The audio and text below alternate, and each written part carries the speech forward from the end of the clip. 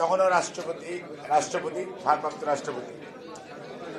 তখন ওখানে বলা হয়েছিল যে সাক্ষী দেওয়ার জন্য। মজার বিষয় হচ্ছে যে মামলার মধ্যে যে কথাটি মুস্তাক ভাই বলে নাই, হয়তো ভুলে গেছে, যা সাক্ষী দেওয়ার কথা ছিল, দুইজন বসে থাকলাম, একজন গুলি খেয়ে মারা গেলাম, আরেকজন কিন্তু জীবিত আলহামদুলিল্লাহ আছে।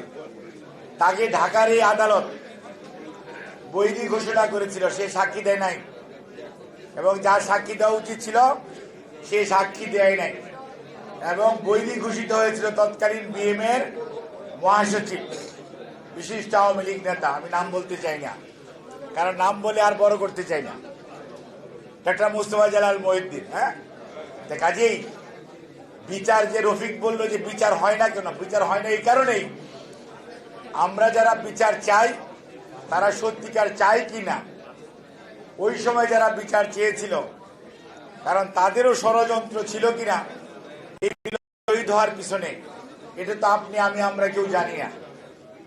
এবং আজকে এখনো ওই বিচার মামলার বাদী মুস্তাক ভাই জীবিত আছে, আজকে সকালে দেখেছেন আপনারা। আমি একটা সাক্ষী, আমিও আছি, অনেকেই আছে এরকম। এখানে বসা আছে হারুন ভাই, মিলন ভাইয়ের কিন্তু ক্লাস ফ্রেন্ড। এখানে আমরা অনেকে অনেক কথা বলি, বাট হারুন ভাই, মিলন ভাইয়ের হচ্ছে ক্লাস ফ্রেন্ড, তারা, উনি আমার এক বেশ সিনিয়র। কাজেই আজকে যে দলটি পালিয়েছে যারা, এদের ইতিহাস কিন্তু এইরকমই। এনারা কখনোই কোনো কিছুতেই সুষ্ঠুতা চায় না, কর্তৃত্ববাদী শাসনে বিশ্বাস করে, নিজেদের ক্ষমতাকে পাকাপোক্ত করাতে বিশ্বাস করে, এবং আইনের শাসনে বিশ্বাস করে না। যার জন্যই গণ আন্দোলনের ফসল হওয়ার পরেও তখন শাহাবুদ্দিন সাহেব যখন প্রধান বিচারপতি হলেন, তখন স্যার বলছিলেন যে একবার যেহেতু রায় হয়ে গেছে, এইটার আর নতুন করে কিছু করতে পারবেন না।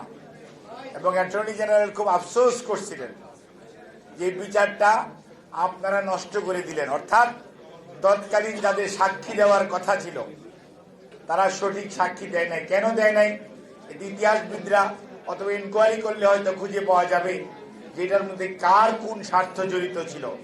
কিন্তু বাংলাদেশ জাতীয়তাবাদী দলের অথবা দলের আমাদের চেয়ারম্যান দেশনেত্রী বেগম খালেদা জিয়া অত্যন্ত আন্তরিকতার সঙ্গে এই বিচারটি হোক এবং মিলনের পরিবারকে পুনর্বাসন করার জন্য, মিলনের স্মৃতি রক্ষার জন্য যা যা করা দরকার প্রত্যেকটা কাজ করেছে তৎকালীন বিএনপি সরকার।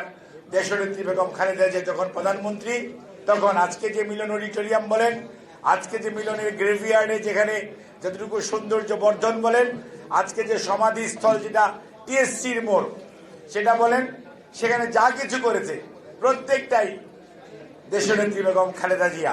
মিলনের পরিবারের পুনর্বাসনের জন্য যা কিছু করা দরকার, তার একটি মেয়ে ছিল, সেই মেয়েটি এখন আমেরিকাতে আছে, তার বয়স নিয়ারলি 40, তার বিয়ে হয়েছে আলহামদুলিল্লাহ, সে ভালো আছে, তার মাও আমেরিকাতে আছে। কাজেই মিলন ভাইয়ের আম্মাও এই বাংলাদেশে আছে। মিলনের জন্য যা কিছু দরকার ছিল করার প্রত্যেকটি কাজ করেছে তৎকালীন গণতন্ত্রের নেত্রী দেশনেত্রী বেগম খালেদা জিয়া এবং বিএনপি সরকার। কাজে আমরা যদি বলতে চাই যে আজকে স্বৈরাচারের পতন, এক স্বৈরাচার তো পতিত হয়ে সারেন্ডার করেছিল, আরেক স্বৈরাচার তো লক্ষণ সেনের মতো পালিয়ে গেল। এখন স্বৈরাচারের দূষণরা যে আছে তার কিন্তু গত 3 মাস যাবৎ প্রতিদিন একটা করে ইস্যু তারা বানাচ্ছে, মাঠে ছেড়ে দিচ্ছে। গতকালকে চট্টগ্রামের যে ঘৃণ্য ঘটনা ঘটেছে, আমরা তীব্র নিন্দা জানাই।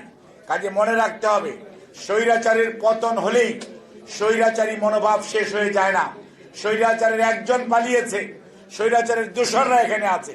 কাজে বর্তমান সরকারকে নিশ্চিত করতে হবে, ডক্টর ইউনূস স্যার সহ তার উপদেষ্টা অন্তর্বর্তীকালীন সরকারকে, স্বৈরাচারের যত দোসর আছে তাদেরকে অনতিবিলম্বে যদি আইনের আওতায় না আনা হয়, তাহলে দেশে এইরকম বিশৃঙ্খলা বিভিন্ন নামে সাম্প্রদায়িক অসাম্প্রদায়িক বিভিন্ন ইস্যুতে বিভিন্ন ধরনের আন্দোলন সৃষ্টি করার চেষ্টা করা হবে। কারণ তারা দেশের লক্ষ লক্ষ কোটি টাকা পকেট করে তারা আজকে টাকার কুমির বনেছে, আইনি বেআইনি অস্ত্র তাদের কাছে সবচেয়ে বেশি আছে, 15.5 বছরে জোগাড় করেছে। সুবিধাভোগীর শ্রেণী তাদের কাছে বেশি আসে। কাজেই তারপরেও আশার জিনিস যেটা, সেটা হচ্ছে এই জনতার ঐক্যের সামনে কোনো কিছুই টিকে না। এত গরু মোটা তাজাকরণ প্রকল্পের মতো এত বাহিনী মোটা তাজাকরণ প্রকল্প করা হয়েছিল, এত দলীয় নেতা কর্মীকে মোটা তাজাকরণ করা হয়েছে, কিন্তু 36শে জুলাই বা 5ই আগস্ট কোনো কাজে আসে নাই জনগণের সামনে।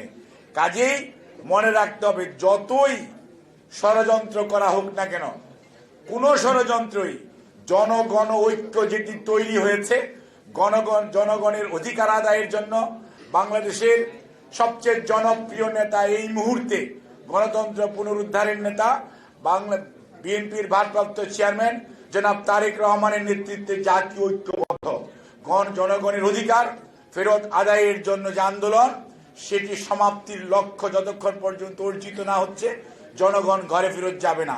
কাজেই জনগণ ঐক্য যদি থাকে, কোনো অবস্থাতেই ষড়যন্ত্রকারীরা তাদের যে ষড়যন্ত্র তারা সার্থক করতে পারবে না। যেরকম লক্ষণ সেনও ফিরত আসে নাই, ইনশাল্লাহ পতিত স্বৈরাচার যেটা পালিয়ে গেছে ওনাদেরও ফেরত আসার যে স্বপ্ন, দিবা স্বপ্ন থেকে যাবে। আপনাদের